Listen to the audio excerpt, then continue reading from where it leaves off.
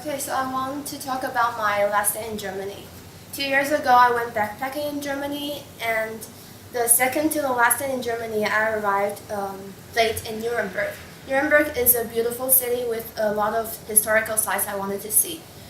So my plan was to go directly to the hostel and then wake up early the next morning to see the city before taking my train to the airport at 3 o'clock.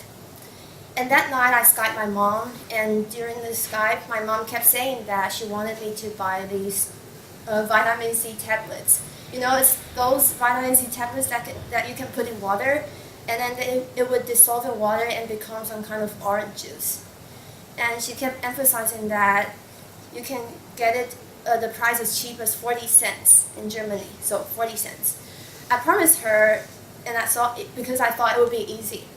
So the next day I had everything well planned.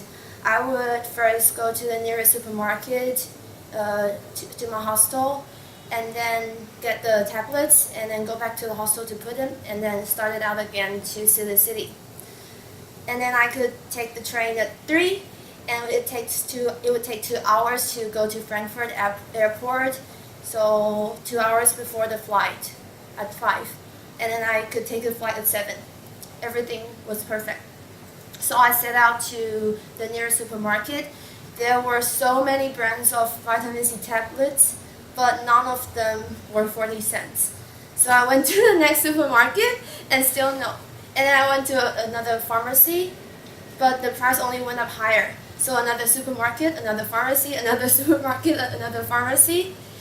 And in the end, I felt like I searched in almost all the supermarkets and pharmacies in the city center.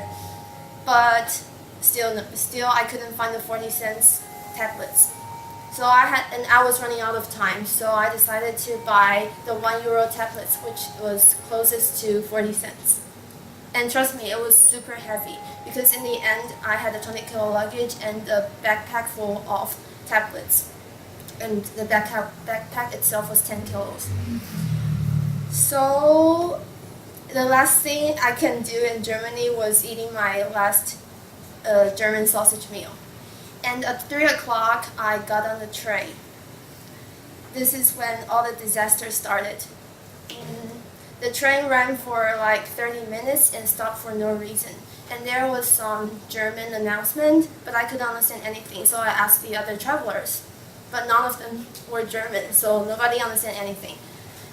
And I waited there for another 20 minutes. Finally, the train started running again, but in the opposite direction, which means it was heading back to Nuremberg, not Frankfurt. So the train, after 30 minutes, the train was back to Nuremberg, and it stayed there for like another 30 minutes, and before it headed back to Frankfurt again. So when I arrived at the airport, it was already 40 minutes before my flight. I knew I had to run because you are not allowed to board if you are later than 30 minutes before the flight. So it was horrible because I had to drag my 20-kilo luggage and with my backpack filled with tablets, and which was 10 kilos.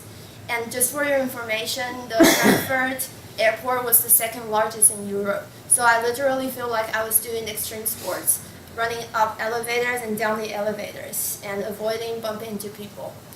And at some point, just as I thought I was close to the check-in counter, somebody called from behind me. And at that moment I thought, dude, please, I'm in a hurry, so please. But anyway, I looked back, and guess what I found? My backpack was open, and the tablets was all over the place along the way. So you can imagine the scene. I think the other people just saw an Asian girl cursing loud and trying to pick up all her souvenirs. So finally I made it to on the plane. And on the plane, the woman sitting next to me was a Taiwanese woman who had been living in Germany for more than 30 years. And there I learned the first thing, because she said the train she was supposed to take was actually 6 hours late. So thank God she didn't take that one. So the first thing I learned from Germany is that you may think Germans are punctual, but their trains are not. And then when I was back to Taiwan, I learned the second thing. The 40 cents tablets actually don't exist. my mom was just wrong. So I spent the whole day doing like for nothing. Yeah, so thank you. That was my story.